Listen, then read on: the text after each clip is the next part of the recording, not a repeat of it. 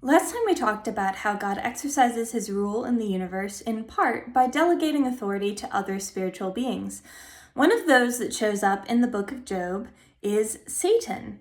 And when we see the word Satan in our English translations, it's not actually a translation. It's a transliteration. The Hebrew has ha-satan, which means the adversary, the one who is opposed. John Walton calls him the challenger. It's not actually a proper name, but it is a really good description of the role that the adversary is playing in the book of Job. The adversary comes to God and says, does Job fear God for no reason? He's playing devil's advocate. He's poking holes in how God runs the universe. And this challenge that he makes is actually a really important one.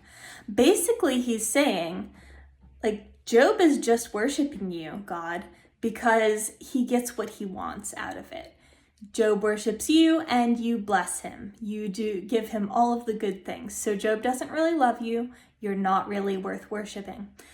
And that's really a problem. If God always blesses the righteous all the time, then it's like putting money into a bank and getting that money back out. It's not a real relationship. It's not real love.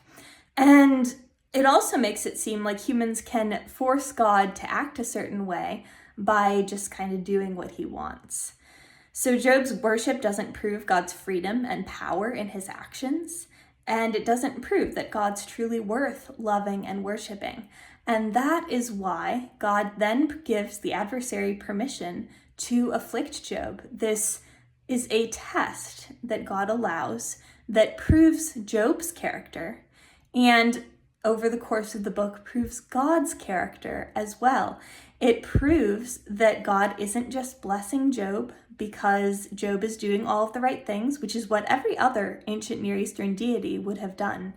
Even when God gives Job all of these blessings at the end of the book, it's not because he's obligated to. He's just spent the last 41 chapters proving that he isn't. It's a gift that he delights to give. And so the adversary is hostile toward God. He's wrong in his conclusions. And yet the question he asks is absolutely necessary.